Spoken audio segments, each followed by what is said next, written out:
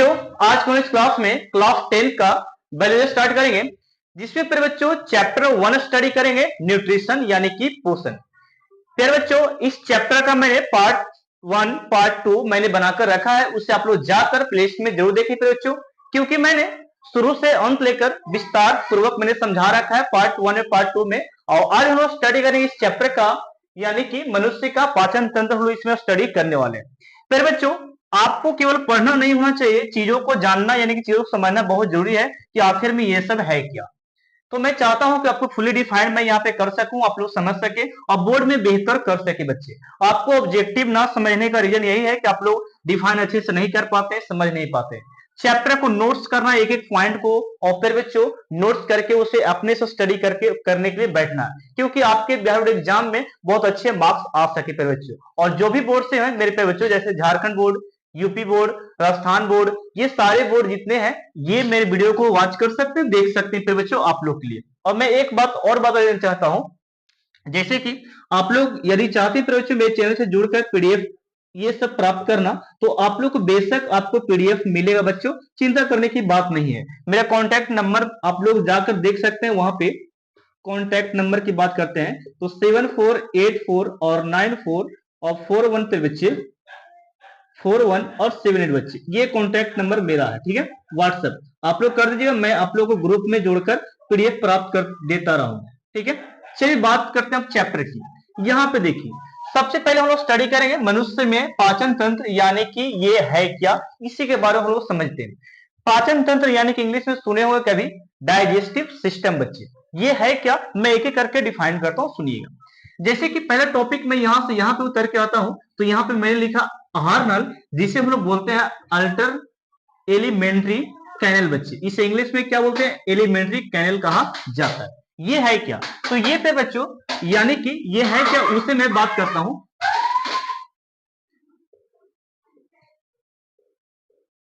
ये सजीवों में और उच्च श्रेणी के जंतुओं बच्चे, उच्च श्रेणी के जंतुओं में, उस श्रेणी के जंतुओं में और सजीवों की बात करते हैं, तो इसमें बोल सकते हैं पाचन के लिए एक विशेष भाग होता है, विशेष पार्ट होता है, उस पार्ट को हम लोग क्या बोलते हैं बच्चे, यहाँ पे आहार नल कहते हैं। मैंने डिफिनेशन बोला कि सजीव और उच्च श्रेणी के जंतुओं में पाचन के लिए विशेष भाग को, विशेष पार्ट को हम लोग क्या बोलते हैं, आहार नल कहते हैं। पाचन के जो क्या होता है विशेष पार्ट होता है उसे क्या बोलते हैं, आहार नल कहते हैं फिर बच्चों। ये रहा डिफिनेशन आहार नल का।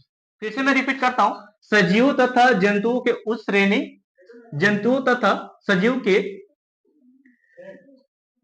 देखिएगा मैं फिर से बताता हूं, सजीव तथा उस श्रेणी के जंतुओं में पाचन के लिए एक विशेष भाग होता है, उस भाग को क्या बोलते हैं, आहार नल कहा जाता है। ये इसी प्रकार इसका डिफिनेशन है बच्चे। विशेष अंग होता है, क्या होता है, विशेष अंग, ओके, उसे क्या बोले, आहार नल। अब आगे बढ़ते हैं। आहार नल को समझने से पहले, आहार नल को मैंने यहाँ पे स्टार्ट किया है, लेकिन यहाँ पे आहार नल के समझने से पहले इस 3 टॉपिक को मैं आपको बताता हूँ एक एक करके। जैसे कि मैंने लिखा पहला पाचक ग्रंथि, तो ये पाचक ग्रंथि है क्या, जैसे कि हम लोग के आहार नाल यानी कि डाइजेस्टिव सिस्टम में यानी कि इसमें ये वाला में अल्टरनेटिव कैनल में, इसमें कुछ ग्रंथियां रहेंगी, उस ग्रंथि को हम लोग एक एक पार्ट करके डिवाइड करके पढ़ने वाले हैं। उसी ग्रंथि को हम लोग बोल रहे हैं यहाँ पे क्या, पाचक ग्रंथि, यानी कि जो पचाने में भाग्य में कार्य लेंगे, यानी कि अपना अपना भाग्य अदा करेंगे, प्राप्त करेंगे, ठीक है ना, उस ग्रंथि को नाम क्या बोलेंगे, पाचक ग्रंथि। जैसे डिफिनेशन आप लोग लिख सकते हैं कि आहार नाल से संबंधित कुछ ग्रंथियां होती है जिसे पाचक ग्रंथि कहा जाता है। मैंने क्या बोला कि आहार नाल से संबंधित कुछ मुख्य यानी कि इंपोर्टेंट कुछ ग्रंथियां होती है संबंधित, उसे पाचक ग्रंथि कहा जाता है। इसे इंग्लिश में डाइजेस्टिव सिस्टम कहा जाता है, यानी सॉरी डाइजेस्टिव ग्लैंड कहा जाता है बच्चों, ओके। तो ये था इसका परिभाषा, आप लोग लिख सकते हैं। तो ये सारे आपको भाग यानी कि ग्रंथियां होगी, ये सब सारे क्या होगी, ग्रंथियां होगी, ये बोलो जितना दिख रहे हैं, ठीक है ना। चलिए आगे बढ़ते हैं। अब यहाँ पे कहता है कि पाचक ग्रंथि से यानी कि पाचक ग्रंथि से फिर बच्चों कुछ एक तरह का रस स्त्रावित होता है। मैंने क्या बोला कि आहार नाल के पाचक ग्रंथि से, आहार नाल के पाचक ग्रंथि से कुछ महत्वपूर्ण रस स्त्रावित होती है, उस रस को पाचक रस कहते हैं। क्या मैंने बोला, फिर से मैं रिपीट करता हूं कि आहार नाल के पाचक ग्रंथि से कुछ रस अस्त्रावित होती है, अस्त्रावित मतलब बहती है, उस रस को पाचक रस कहा जाता है। ओके, ये डिफिनेशन इसका लिख लीजिएगा। देन आपका है, इसे इंग्लिश में क्या बोलते हैं, डाइजेस्टिव जूस कहा जाता है। अगर डिटेल्स में चाहते हैं बच्चों की इस पे एक एक करके वीडियो होना चाहिए स्पेशल, तो मैं बेहतरीन तरीका से इसका स्पेशल इसका मैं वीडियो बना सकता हूं। ये केवल आप लोग इतना ही पढ़ना है डिफिनेशन, और इसको आगे की ओर बढ़ा देना, ठीक है। अभी पूरा डिटेल में नहीं जानना चलेगा, इसको चैप्टर हम लोग अच्छी तरीके से जानेंगे अंदर घुसकर।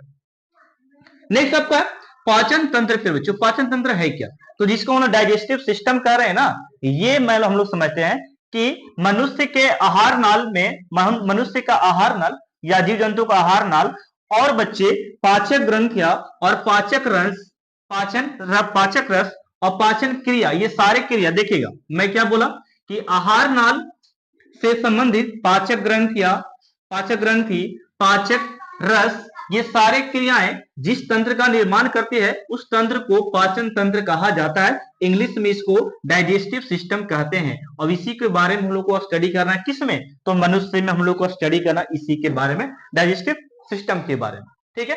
तो डिफिनेशन लिख लिया आप लोग। अब आगे बढ़ते हैं, यहां पर आपको जो स्टार्ट वाला चैप्टर यहां से देखिएगा, मैंने लिखा मनुष्य के आहार नाल के भाग। तो इतने सारे पार्ट हम लोग एक एक करके डिवाइड करके पढ़ने वाले हैं, और फिर बच्चों बहुत विस्तार से पढ़ेंगे, चिंता मत कीजिएगा।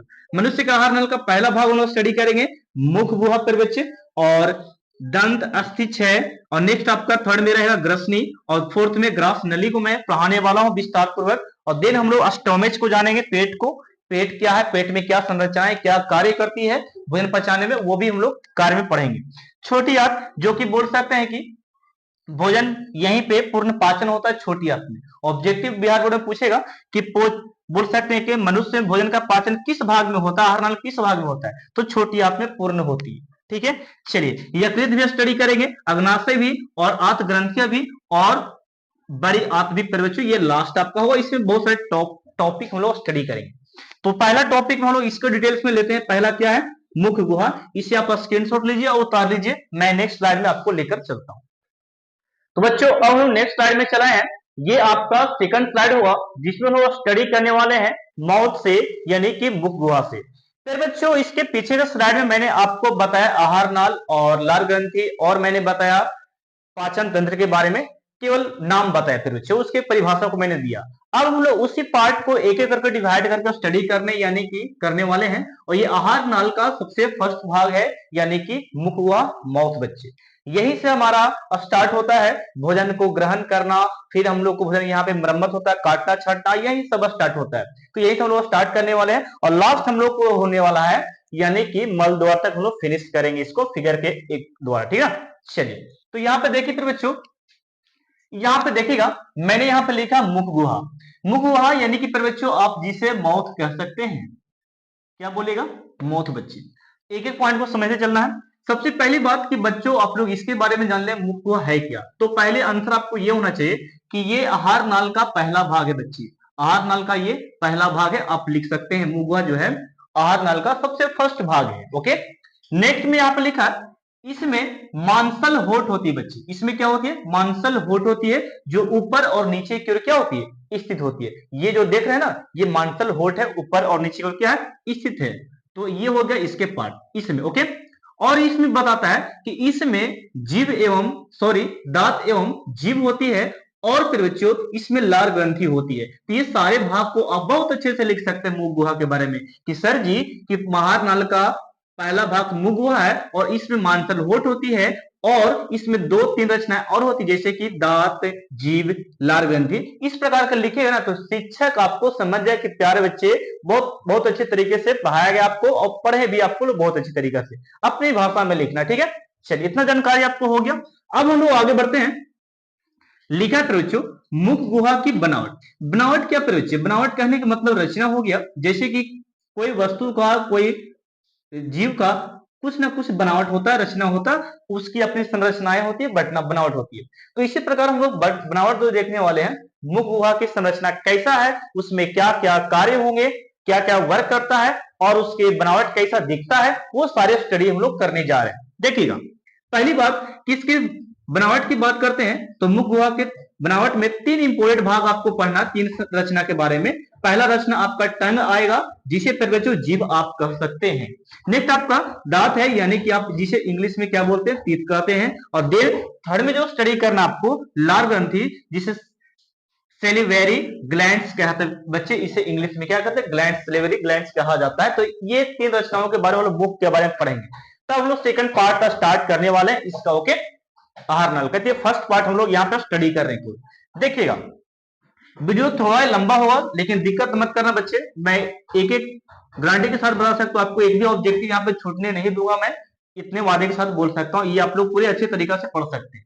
इतना नोट्स करते जाना और डिफिनेशन में जो बोलूंगा उसको लिखते चलना है, ठीक है। और बाकी सब नोट्स करना, जैसे लिख रहा हूं मैं उससे नोट्स करिएगा आप लोग। चलिए स्टार्ट करते हैं बच्चों। सबसे पहला मेरा जो भाग है मुख गुहा का, जो है जीभ। जीभ यानी कि टंग बच्चों। तो ये आखिर है क्या, तो मैंने लिख रखा फिर बच्चों, यानी कि लिखेगा कि मुख गुहा की वह रचना, मुख गुहा की वह रचना जिसमें मांसल होठ एवं मांसल होठ दो होते हैं, जो मोटी होती है। क्या होती है, मांसल होठ होती है, जो क्या होती है, मोटी होती है। देखिए ये वाला को, ठीक है।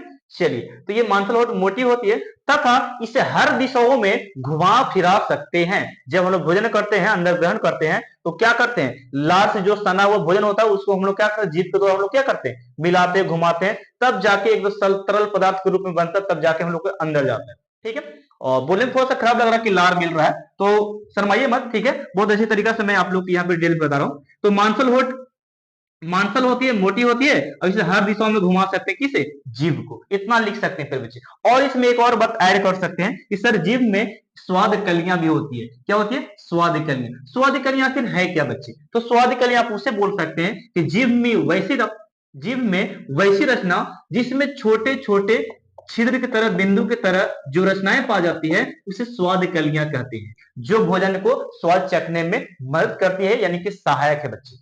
मैंने क्या बोला, मैंने ये बोला कि जीभ में वैसी रचना जो बिंदु की तरह या बिंदु की तरह बनावट होती है, और उसमें बिंदु की तरह रचनाएं होती है, और जो कड़वा, खट्टा, खारा का आभास दिलाता है, एहसास दिलाता है, उसे स्वाद कलियां कहते हैं। यानी कि जीभ के ऊपर जो ये सब देख रहे हैं ना, ये स्वाद कलियां बच्चे, ये सब क्या है, स्वाद कलियां। तो मैंने फिगर पढ़ा, और ये जीभ का संरचना है। ओके, एक और बात मैं इसे समझाने से पहले बता दूं कि जीभ जीभ जो है हम लोग को बोलने में मदद करता है। और दूसरा बात ये भी याद रखना, जीभ जो है हम लोग को खट्टा, मीठा और जो बोल सकते हैं कड़वा, कि ये सब को हम लोग क्या करता है, आभास कराता है जीभ। दो बात याद रखना।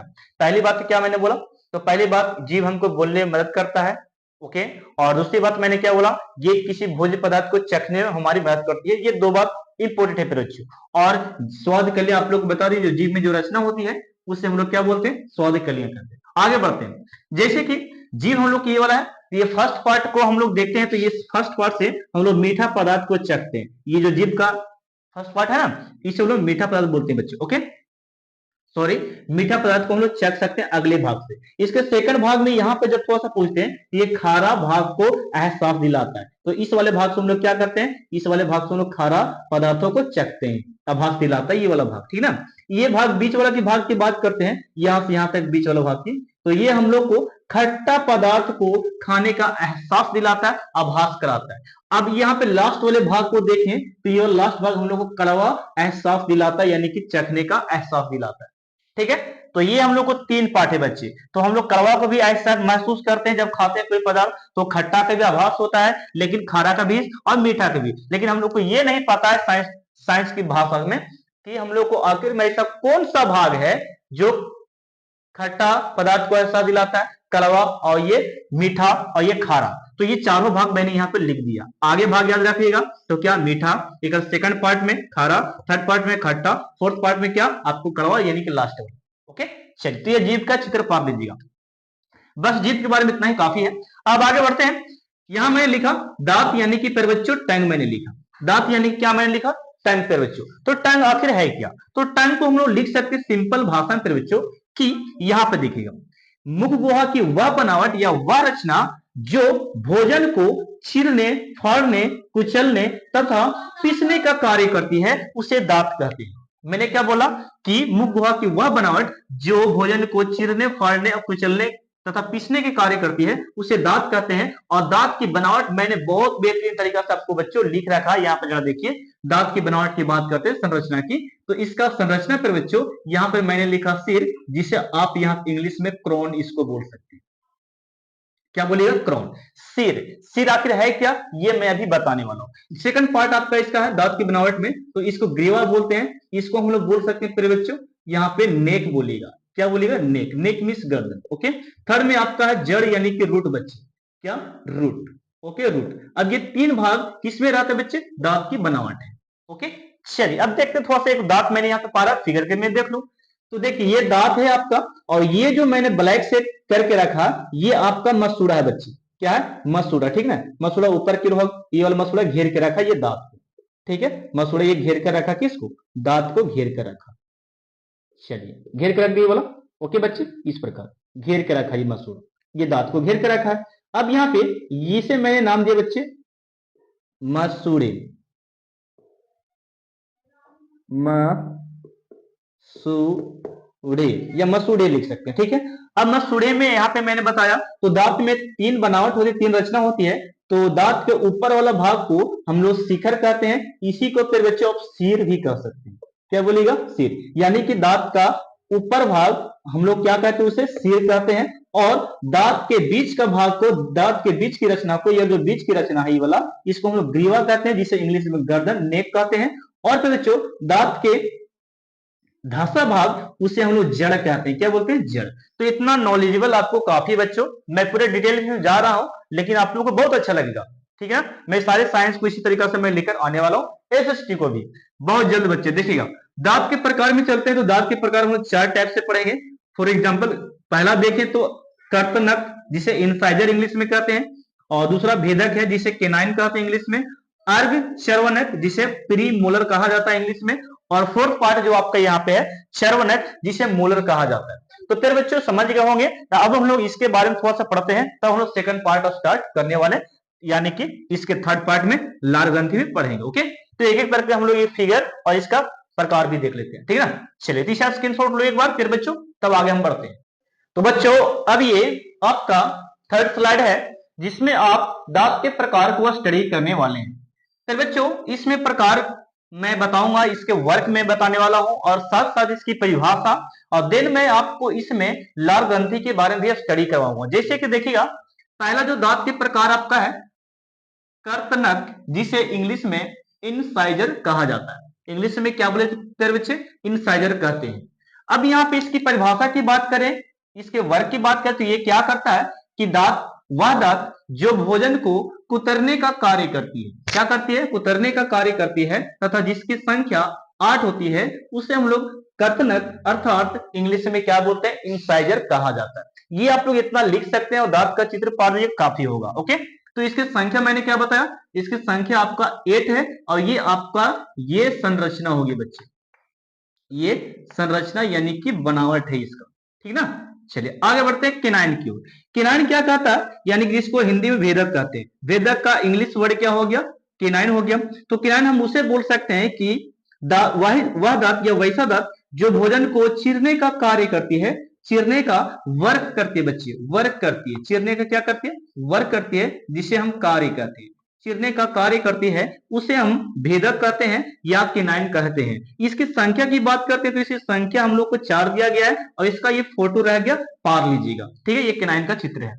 देन आपका यहाँ पे है अग्रचर्वनक, इसे हिंदी इंग्लिश में बोलते हैं फिर बच्चों, इसे प्री मोलर इंग्लिश में यानी कि अंग्रेजी में कहा जाता है। इसकी परिभाषा आप दे सकते हैं या कार्य बोल सकते हैं। तो वैसा दांत या वह दांत जो भोजन को कुचलने एवं पीसने का वर्क करती है। क्या करती है? वर्क करती है, यानी कि कार्य करती है, उसे अग्रचर्वनक कहा जाता है। इसकी संख्या की बात करें फिर बच्चों, तो इसकी संख्या यहाँ पे 8 है, और ये इसका फोटो रहा, यानी कि प्रीमोलर का, यानी इंग्लिश नाम क्या? प्रीमोलर। इसका ये चित्र है बच्चे। ओके, तो चित्र भी आप लोग ड्रॉ करते चलना है। ओके, नेक्स्ट आपका है चर्वनक। चर्वनक यानी कि इंग्लिश में प्रीमोलर इसे कहते हैं, सॉरी मोलर कहते हैं। और यहाँ पे इसकी परिभाषा सेम टू सेम है, यानी कि वह दांत जिसकी जो भोजन को कुचलने और पीसने का कार्य करे, और इसकी संख्या 12 होती है, जिसकी संख्या 12 होती है, उसे चर्वनक कहते हैं, यानी कि मोलर कहते हैं इंग्लिश में। और इसकी फोटो ये रहा पिक्चर, इसे भी आप लोग ड्रॉ कर लीजिएगा तो बच्चों। ओके, तो ये 4 प्रकार के दांत मैंने पढ़ाए जो कि आपके नॉलेज के लिए बहुत जरूरी था। ओके, चलिए मैं एक भी टॉपिक आपको छोड़ने वाला नहीं हूं, आपको बहुत सारे टॉपिक विस्तार से बताऊंगा। देखिएगा, लार ग्रंथि पर बच्चों, लार ग्रंथि आखिर है क्या? तो लार ग्रंथि आप उसे बोल सकते हैं कि लार ग्रंथि यानी कि इसको बोल सकते हैं, क्या बोल सकते हैं इसको जी? तो मुख गुहा की वह बनावट जो मुख गुहा की वह बनावट जिसमें 3 जोड़ी लार पाई जाती है। मैंने क्या बोला? मुख गुहा की वह बनावट या वैसा रचना जिसमें 3 जोड़ी लार ग्रंथि पाई जाती है, जो इस प्रकार लिखा गया। यानी कि पहला ग्रंथि का नाम क्या है? पैरोटिड ग्रंथि, पैरोटिड लार ग्रंथि। और दूसरा का है आपका सबमैंडिबुलर लार ग्रंथि। और थर्ड में आपका सबलिंगुअल लार ग्रंथि। ये 3 तरह के यानी कि लार ग्रंथि है जिनसे लार निकलती है। जब ये कार्य कैसे करता है वो मैं बता देता हूं, देखिएगा। जब बोल सकते हैं कि मनुष्य क्या करता है बच्चे, मनुष्य जब भोजन को अंदर लेता है यानी कि ग्रहण करता, खाता है, तब बोल सकते हैं इसके बाद जो क्रिया होती है चबाने का, क्या होता है? चबाने का काम होती है। तो ये दांत के द्वारा हम लोग चबाते हैं। दिन पे बच्चों चबाते हैं, तो जैसे चबाते चलते हैं तो ये क्या करता है? पैरोटिड ग्रंथि से, सबमैंडिबुलर से और सबलिंगुअल से लार गिरना स्टार्ट हो जाता है, जिस समय चबाते उसी समय। ओके, तो लार गिरना इससे स्टार्ट हो गया, यानी कि किससे? इससे। यानी कि ये तीनों लार ग्रंथि से लार गिरना स्टार्ट हो गया। और लार जब गिरा तो ये अब काम कौन करेगा? तो काम करेगा आपका जीभ। यानी कि जीभ ये क्या करेगा? जीभ पर बच्चों, जीभ ये क्या करेगा? इसको मिक्स करेगा, यानी कि मिलाने का काम करेगा, मिलाने का, ठीक है, मिलाने का काम करेगा। तो ये सारा प्रोसेस जो होती है ये वर्क करते तीनों मिलकर। ओके, भोजन को पहले दांत क्या किया? भोजन को चबाया। तो दूसरा काम कौन करेगा? ये तीनों लार ग्रंथि करने वाले, जिसमें से लार गिराएगा। और थर्ड में क्या करेगा? जीभ उसको क्या करेगा? मिक्स करेगा, मिलाएगा। और यहाँ पे मिलाने के बाद वो सना हुआ भोजन फिर ग्रास नली के द्वारा क्या करता? आगे की ओर बढ़ता है। तब हम लोग अब पढ़ने वाले हैं ग्रास नली के बारे में, यानी कि ग्रसनी के बारे में स्टडी करने वाले इसके बाद के टॉपिक में। तो ये था फर्स्ट, जो मैंने आर्नल का पहला भाग अभी खत्म होता है यहाँ पे। अब मैं आपको पढ़ाता हूँ सेकंड पार्ट, वो आपका ग्रसनी होगा। थर्ड में आपको ग्रास नली में पढ़ाने वाला हूँ। तो इसे प्यारे बच्चों, इसे स्क्रीनशॉट लो और कमेंट सेक्शन में लिखना प्यारे बच्चों कि वीडियो कैसा लग रहा है आपको, ठीक है? मुझे अगर कमेंट प्राप्त होती तो मैं और अच्छे इसी तरीके से वीडियो आपको प्रोवाइड कराता रहूंगा सभी सब्जेक्ट का। ओके, इसे लिख सकते हैं। फिर बच्चों अब हम लोग ये लाइव स्लाइड इस वीडियो को होगा, तो देखिएगा यहाँ पे मैं दांत के कुछ वर्ग को बताने वाला हूँ, किस तरीके से कार्य करते हैं और इसके भाग को क्या कहा जाता है वो मैं बताऊंगा। साथ ही साथ मैं कुछ इंपोर्टेंट इसमें बताने वाला हूँ, जैसे कि लास्ट टॉपिक आपको होने वाला है ये वाला इस वीडियो का। तो ये भी इंपोर्टेंट आपके एग्जाम के नजर से देखा जाता है। देखिएगा, ऑब्जेक्टिव यहाँ पे मैं समझाने का प्रयास करता हूँ। ये कहा जाता है कि मोस्ट इंपोर्टेंट है फिर बच्चों, ये जो स्लाइड मैं आपको पढ़ा रहा हूँ मोस्ट इंपोर्टेंट आपके बोर्ड के लिए होगा। इंपोर्टेंट, ठीक है, इंपोर्टेंट आप लोग लिख लीजिएगा। चलिए, तो ये मोस्ट इंपोर्टेंट क्यों मैं बोल रहा हूँ उसे जरा समझते फिर बच्चों। जैसे कि मैंने आज सारा जानकारी इसके बारे में दिया, दांत के बारे में बच्चों। क्या मैंने ये बताया कि दांत के अंदर, दांत के भीतर क्या होती है जिससे हमारे दांत में खराबियां आती है, और वो किस तरीके से कार्य करती है, वो कैसा होता है, उससे मैं जानने का प्रयास हम लोग करेंगे। उसके परत क्या कहलाती है उसे हम लोग जानेंगे। देखिएगा, जैसे कि मैंने यहाँ पे लिखा है कि दांत के भीतर की बात करते हैं, भीतर की बात करते हैं, मैंने यहाँ पे लिख रखा है दांत के भीतर की बात करते हैं। तो दांत के भीतर के भाग को मज्जा गुहा कहते हैं। क्या कहते हैं? मज्जा गुहा कहा जाता है। इसी को पल्प कैविटी कहते हैं बच्चे। क्या कहते हैं? पल्प कैविटी कहा जाता है। नेक्स्ट आपका है, इसी के बोल सकते हैं जस्ट ऊपर, यानी कि मज्जा गुहा के ऊपर वाला जो भाग रहता है, मज्जा गुहा के ऊपर जो भाग रहता है, इसी भाग को डेंटाइन कहते हैं। क्या कहते हैं? डेंटाइन इसे कहा जाता है। मैंने क्या बोला? दांत के मज्जा गुहा, दांत के मज्जा गुहा के ठीक ऊपर का भाग डेंटाइन कहलाता है। और फिर बच्चों डेंटाइन जो होता है ये हड्डी से भी मजबूत होती है, हड्डी से भी मजबूत होती है। और इसका रंग कैसा होता है? पीला होता है। क्या होता है? पीला। ओके, तो डेंटाइन के बारे में लिखना होगा तो लिख सकते हैं कि डेंटाइन जो है मज्जा गुहा के ठीक ऊपर का भाग है दांत का, जो हड्डी से मजबूत होती है, यानी कड़ा होती है और पीले रंग की होती है, हल्का। ओके, तो ये था इसके बारे में, डेंटाइन के बारे में।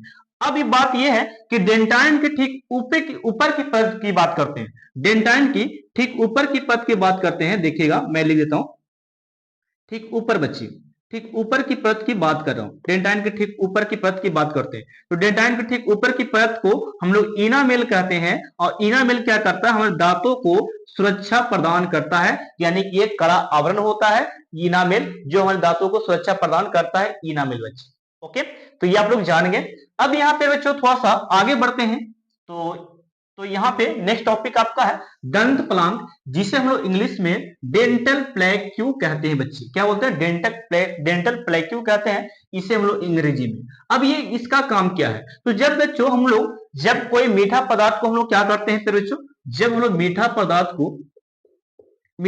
को ग्रहण करते हैं यानी कि खाते हैं। ठीक है, जब हमने ग्रहण किया ये मीठा पदार्थ को, तो क्या हुआ कि मीठा पदार्थ को हम लोग अच्छी तरह पानी से या कोई पानी से हम लोग साफ नहीं करते, अपने मुंह को दांत को नहीं साफ करते हैं, तो दांत में कुछ चिपक जाता है। दांत का जो मीठा अंश रहता है ना कुछ चिपक जाता है दांतों में, और दांतों में चिपकने से वहां पे बहुत कुछ दिनों के बाद उसमें एक परत बन जाती है। उस परत को हम लोग बोलते हैं दंत प्लांक कहते हैं। चाहे पीला परत हो चाहे काला परत हो, तो इस तरह का परत जो बन जाती है हमारे दांतों में, साफ नहीं करते हैं तब दांत को, तो वो परत को हम लोग बोलते हैं दंत प्लांक कहते हैं बच्चे। उसी परत का नाम क्या है, दंत प्लांक, जिसे डेंटल प्लेक्यू कहा गया है।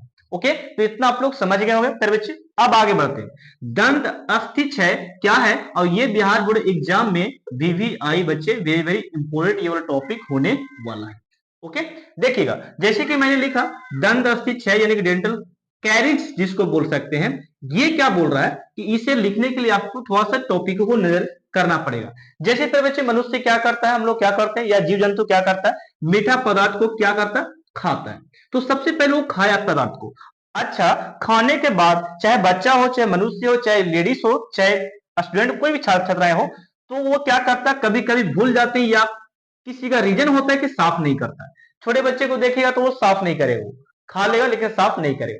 अब इसका रीजन देखिए क्या होता है उसमें घटना, बच्चे को थोड़ी पता है कि कुछ होगा, लेकिन यहाँ पे देखिएगा मीठा पदार्थ खाते हैं तो दांतों में वो जो मीठा पदार्थ वो चिपक जाता है बच्चे, क्या करता, चिपक जाता, और चिपक जाता है तो कुछ दिनों के बाद उसमें जो बैक्टीरिया हो जाती है, उपस्थित जो बैक्टीरिया रहती है ना, उस उपस्थित उसमें जो बैक्टीरिया रहती है वो क्या करता है, उस पे क्रिया करके उस पे काम करता है, काम करके यानी क्रिया करके दांत को अम्ल बना देता है। क्या बनता, अम्ल बना देता है, वहां पर अम्ल का निर्माण कर देता है। अब वहां पे कोई पदार्थ जाएगा तो एकदम कलकलाएगा दांत। ओके, रीजन यही है। तो अम्ल का निर्माण कर देगा जिससे हम लोग भोजन को अच्छे से चबा नहीं पाएंगे। तो चबा नहीं पाएंगे यानी कि अम्ल अम्ल प्रकार का हो गया, अम्ल तरह का हो गया। अब यहाँ पे अम्ल का निर्माण करता है तो दांत जो होता है नर्म हो जाता है, दांत में क्या होता है, नर्म हो जाता है। अब यही जो दांत है, दांतों में नर्म होने के रीजन से दांत में क्या पड़ जाता है, छिद्र पड़ जाता है। दांत में क्या पड़ जाता है, छिद्र, और यही छिद्र को, दांत में जो छिद्र पड़ता है, इस सारे प्रोसेस को हम लोग बोलते हैं दंत अस्थि क्षय कहा जाता है, जिसे इंग्लिश में डेंटल कैरिज कहते हैं। ओके, बात समझ पाए, मैं फिर से रिपीट कर देता हूं।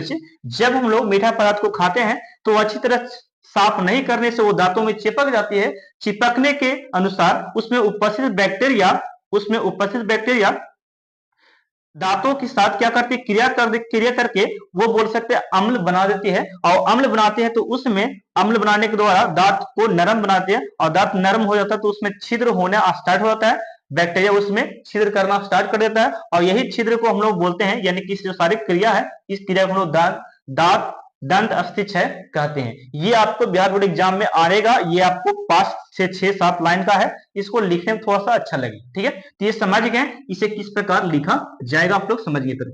तो अब मैं नेक्स्ट टॉपिक जो आप बात करने वाला हूं कि दांत यहां से बोल सकते हैं, इसके बारे में हम लोग नेक्स्ट वीडियो में पार्ट 4 में हम लोग बात करें ग्रसनी के बारे में और ग्रास नली के बारे में। और भी बहुत सारे टॉपिक हैं जो मैं एक एक करके अगले वीडियो में बता दें वाला हूं। ठीक है, तो ये वीडियो बस इतना ही तक, काफी लंबा हो चुका है, तो काफी लंबा हो चुका, 20 से 25 मिनट चल जा चुका होगा। तो मिलते हैं पार्ट 4 में, ये पार्ट 3 यहीं पे रह देते हैं। ओके, और फिर बच्चों आप लोगों को पीडीएफ चाहिए तो मुझे क्या कीजिए, कॉन्टैक्ट कीजिएगा इस नंबर पे। ओके, व्हाट्सएप पे 748494 और 41 और 78 बच्चे, इस नंबर पे व्हाट्सएप ग्रुप में हाय सर लिख दीजिएगा, मैं ग्रुप में ऐड करके आपको मैं पीडीएफ प्राप्त कराता रहूंगा। ठीक है ना, चलेगा, तो ये आप लोग व्हाट्सएप नंबर नोट कर लेना। चलेगा, मिलते हैं हम लोग नेक्स्ट वीडियो में। Thank you.